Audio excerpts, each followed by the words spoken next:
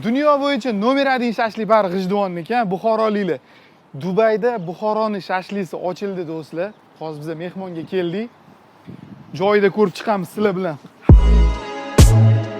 Ana shu restoranning ochilishining o'ziga ketgan summani eshitsanglar hayron qolasizlar, oxirida aytaman.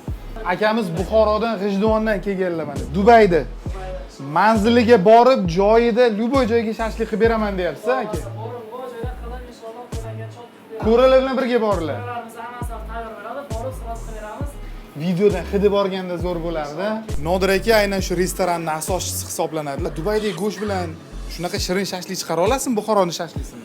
Именно shu G'ijduvon shashligiga to'g'ri keladigan shashligiga go'sht topolmaganligimiz uchun O'zbekistondan olib kelishga majbur bo'ldik. Mana shu go'shtlar o'zimiznikimi? 100% O'zbekistondan kelyapti.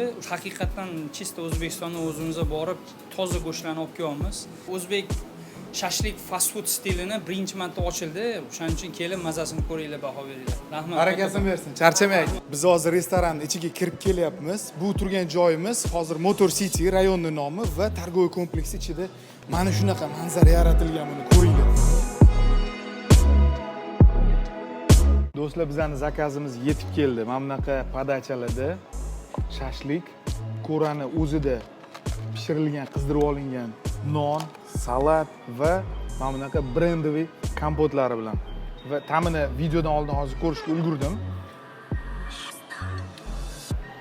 Aytishim kerak bo'lgan joyi O'zbekistondan kelganligi bilinar ekan. Juda ham yumshoq, sochli go'shtlar bilan shashlik. Hammaga tavsiya qilaman. Kelinglar. Video oxirida aytaman degandim. Mana shu kompleksni bugungi kungacha olib kelishgacha, shu darajagacha kelishigacha $800,000 sarflanibdi. Nima deysizlar? Ushbu summa bilan Dubayda restoran sohasida biznes ochish arziydimi? Va fikringizni kommentariyada kutib qolaman.